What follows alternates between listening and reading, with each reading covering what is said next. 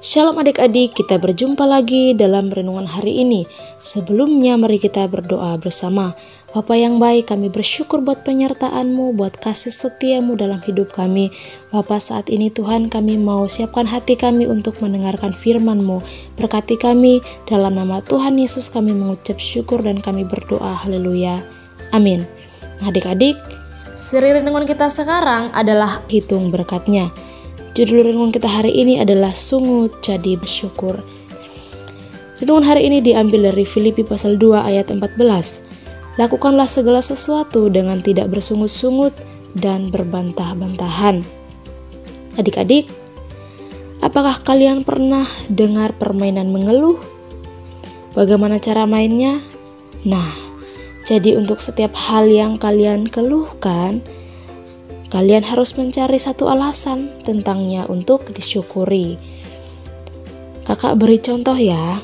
Saat alarm bangun pagi berbunyi, kita mungkin masih merasa ngantuk dan ingin tidur lagi. Tapi kita harus bersyukur karena telinga kita masih dapat mendengar dengan baik. Karena ada orang-orang yang tidak bisa mendengar atau tuli. Nah, saat matahari pagi menyinari mata kita yang masih malas melek, nah, kita harus bersyukur mata kita masih dapat melihat karena ada orang-orang yang tidak bisa melihat atau buta. Nah, saat harus bangun dari tempat tidur dan pergi ke sekolah, kita bersyukur karena diberi kekuatan untuk bangun. Karena ada orang-orang yang sakit parah dan tidak dapat bangun dari tempat tidurnya.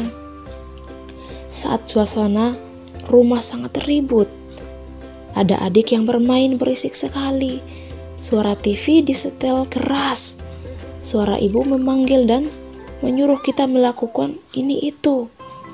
Kita harus bersyukur masih punya keluarga karena ada orang-orang yang sendiri dan kesepian, tidak punya keluarga. Walaupun makanan di rumah tidak semewah dan semahal di restoran, kita tetap bersyukur karena di luar sana masih banyak orang yang kelaparan. Walaupun sekolah terkadang terasa membosankan dan melelahkan karena banyak tugas, kita bersyukur masih bisa bersekolah karena ada banyak anak-anak yang tidak dapat pergi ke sekolah. Nah, bagaimana adik-adik? Kalian bisa mempraktekkan permainan ini bersama teman-teman atau adik kakak di rumah? Nah, Tuhan tidak suka anak-anaknya mengeluh. Jadi ketika ada teman atau saudara yang mengeluh, ingatkan dan bantu dia menemukan alasan untuk bersyukur atas hal yang dikeluhkannya tadi. Sebaliknya, kalau kalian kedapatan mengeluh, kalian juga harus mau diingatkan dan berusahalah menemukan alasan untuk bersyukur. Yuk kita berdoa.